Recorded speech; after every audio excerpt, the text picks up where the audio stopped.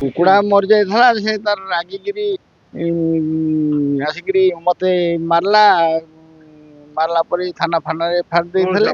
ତାକୁ ଗୋଟେ ଗାଡ଼ି ଦେବା ପାଇଁ କୁହାଯାଇଥିଲା, ଗାଡ଼ିରେ ଡିଲେ ହେଲା, ମୁଁ ଦେଇପାରିଲି। ସେକେଣ୍ଡଲି ସେଇଦିନ ତାର 3ଟା କୁକୁଡ଼ା ଆଟ୍ ଏ ଟାଇମ୍ ମରିଯାଇଛନ୍ତି। ସେ ତା ପୂର୍ବରୁ ଗୋଟେ କୁକୁର ଛୁଆ ମରିଯାଇଥିଲା। ସେ ତାଙ୍କୁ ପୋଷିଥିଲା ବହୁତ ସ୍ନେହରେ। ସେ ଆସିକିରି ଯେତେବେଳେ ଦେଖିଲା ସେ କୁକୁଡ଼ାଟା ମରିଯାଇଛି, ସେ କୁକୁଡ଼ାଟା ସୁନ୍ଦର ଆଣିଥିଲା, 9,000 ଟଙ୍କା ତାର ଦାମ। ତେଣୁ ତାର ସେଇଟା ମର୍ମାହତ ହେଇକି ସେ ଟିକେ ରାଗ ହେଇଛି। ରାଗ ହେଲା ପରେ ସେ ସାନ ଜେଜୁକୁ ଯାଇକିରି ମାରିଛି। ମାରିଲା ପରେ ମୋ ବୋଉ 2 ଜଣ ଆସିକି ତାକୁ ପ୍ରତିରୋଧ କରିଛନ୍ତି ଏବଂ ତାକୁ ମଧ୍ୟ ମୁଁ ବାଡ଼େଇଛି, କାଠ ଫାଳିଆରେ 2-4 ବାର ବାଡ଼େଇଛି। ସମାଧାନ କଲି, ଗାଁ ଲୋକଙ୍କୁ ଡାକିଲି ବା ମୋ ବୋହୂମାନେ ଡାକିଲେ, କେହି ଆସିଲେ ନାହିଁ। ତେଣୁ ପଡ଼ୋଶୀ ଯେଉଁମାନେ ଥିଲେ ସେମାନେ ଆସିକି କୌଣସି ମାଡ଼ଗୋଳ ଭଙ୍ଗେଇବା କିମ୍ବା କୌଣସି ପ୍ରକାର ସାହାଯ୍ୟ କଲେ ନାହିଁ। ତେଣୁ ଆମେ ହୋମ ମିନିଷ୍ଟର ରାଇଟ୍କୁ ଜଣେଇଲୁ। ହୋମ ମିନିଷ୍ଟର ରାଇଟ୍ର ଜିଲ୍ଲା ସଭାପତି ତଥା ପଟ୍ଟାମୁଣ୍ଡେଇ ବ୍ଲକ ସଭାପତି ସେମାନେ ବସି ହରପରା ମନ୍ଦିରରେ ବାହ୍ୟ ଭଦ୍ରଲୋକମାନଙ୍କୁ ନେଇ ଶାନ୍ତିପୂର୍ଣ୍ଣ ଭାବରେ ଆଲୋଚନା କରି ଆଉ ଅପରାଧୀକି ଦଣ୍ଡ ଦେଇ ସେଠି ମଧ୍ୟ ତାକୁ ମାଡ଼ ଫାଡ଼ ପ୍ରବଳ ଆକାରରେ ଦିଆଗଲା। ମୁଁ ପରାମର୍ଶ ଦେବି, ଅନୁରୋଧ କରିବି ଯେ ଏଭଳି ଅପ୍ରୀତିକର ସମସ୍ୟା ସୃଷ୍ଟି ନ କରିବା ପାଇଁ ମୋର ନିବେଦନ ରହିବ। କୁକୁଡ଼ା ମରିଯାଇଥିଲା ସେ ତାର ରାଗିକିରି ଆସିକିରି ମତେ ମାରିଲା ପରେ ଥାନା ଫାନାରେ ଏଫଆଇଆର ଦେଇଥିଲେ।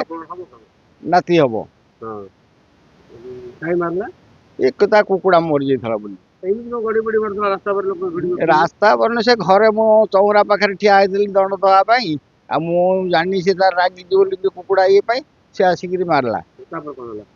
ତାପରେ ବୋହୁ 2 ଜଣ, ମୁଁ ଆଉ ଜାଣିନି, ସେ ବୋହୁ 2 ଜଣ ଧରିଲେ। ତାପରେ ଥାନା ଫାନାକୁ ଯାଇଥିଲେ, ଫଇସାଲା ହେଇଯାଇଛି। ତାକୁ ମାଡ଼ ଫାଡ଼ ଦିଆହେଲା, ଗାଳି ଗୁଲଜ କଲେ, ବହୁତ ତାକୁ ଇଏ କରାହେଇଛି। ତା ଜେଜେ ସାଙ୍ଗରେ ଗାଡ଼ି ପାଇଁ ଗୋଟେ କହୁଥିଲା ମତେ ଗାଡ଼ି ଦିଅ। ତାପରେ ସେ ଥ୍ରୋରୁ ଫେର ଗୋଟେ ତାର କୁକୁଡ଼ା ମରିଯାଇଥିଲା। ସେଠୁ ତା ଭିତରେ ଆମେ ଶୁଣିନୁ ଯେ ଇଏ ତାଙ୍କ ସାନ ଜେଜେ କ'ଣ କହିଦେଇଥିବେ।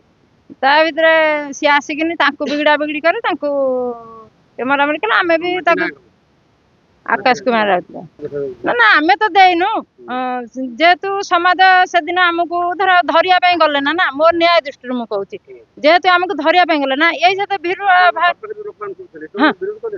ବିରୋଧ କଲେ ନା, ଏଇ ସହିତ ଭିଡ଼ିଓଟା ଦେଇଛି କି ମୁଁ ସେଇଟାକୁ ଚାହୁଁଛି।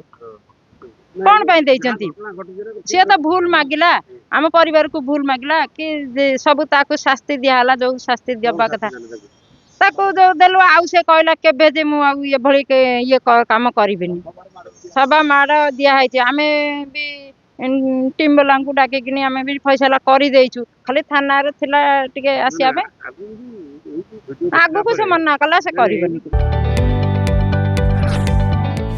जदि आपंक आम भिडी भल लगा तेब आम चैनल को लाइक, शेयर और सब्सक्राइब करने को जमा भी भूलु नहीं।